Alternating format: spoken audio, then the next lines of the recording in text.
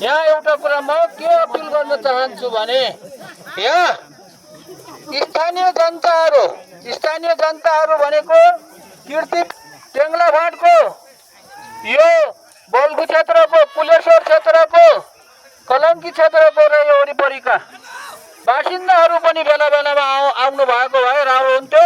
थोरै चाहिँ आउनु भएको छ, थोरै चाहिँ एकदमै आउनु भएको छ, धेरै आउनु भएको छैन।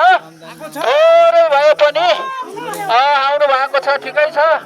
तर म के अनुरोध गर्न चाहन्छु भने बासिन्दाहरू मात्र होइन, यो त्रिभुवन विश्वविद्यालयमा पढ्ने अब ब्याचलर्स डिग्री मास्टर्स डिग्री पढ्ने विद्यार्थीहरूले पनि यहाँ यसो हात हाल्यो भने हात चाहिँ झर्दैन है,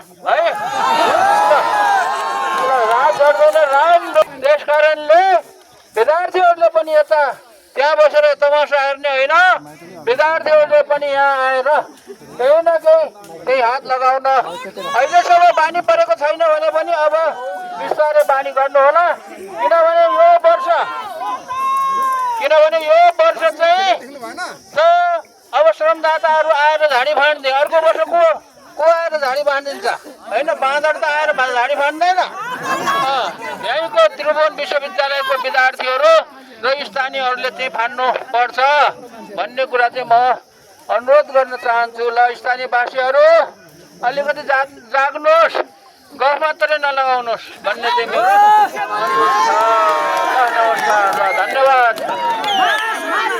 शिक्षा मन्त्रालयबाट कर्मचारी घोडाइदिनु पर्यो, राष्ट्रपति ल्याइदिनु पर्यो, प्रधानमन्त्रीले ल्याइदिनु पर्यो,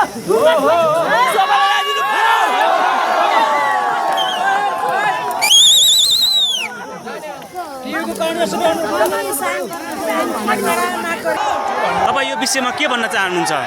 यो विषयमा चाहिँ हामीले अहिले चाहिँ थोरै मात्रामा चाहिँ श्रमदानमा चाहिँ सहभागी भए तापनि अब आउने दिनमा चाहिँ सम्पूर्ण नेपालीहरू जेनजी पुस्ताहरू चाहिँ यो चाहिँ श्रमदानमा चाहिँ स्वतःस्फूर्त रूपमा चाहिँ आएर चाहिँ सहभागी होइदिनुहुन्छ भन्ने आशा राख्दछु। र अहिलेको परिवेशमा चाहिँ थोरै आए तापनि अब आउने चाहिँ दिनहरूमा लाखौँ युवाहरू चाहिँ श्रमदानले चाहिँ देश बन्छ भन्ने भावना चाहिँ अगाडि बढ्छ भन्ने ल्याइरहेको छौँ है।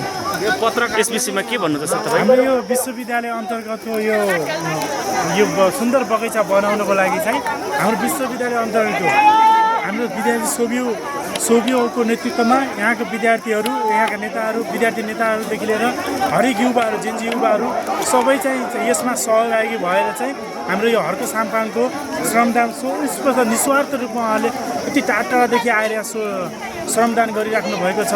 यसको ठाउँमा चाहिँ हामी विद्यार्थीहरू पनि आएर यहाँ स्वस्फूर्त रूपमा हरेक शनिबार वा जुन दिन आफूलाई समय मिल्छ सबै आएर चाहिँ श्रमदान गर्दाखेरि चाहिँ यो चाहिँ सहज रूपमा छिटो बन्थ्यो भन्ने कुरा चाहिँ मलाई लाग्दछ।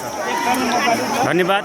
आज चाहिँ एक उत्कृष्ट काम भइरहेको छ यहाँ श्रमदान गर्नको लागि हाम्रो हर्क साम्पाङको नेतृत्व र महावीर पुनको आह्वानमा यहाँ श्रमदान गर्ने व्यक्तित्वहरू आइसक्नु भएको छ र हामी विद्यार्थी पनि केही विद्यार्थी पनि सामेल भएका छौँ। यो उत्कृष्ट काम यसले निरन्तरता पाओस्।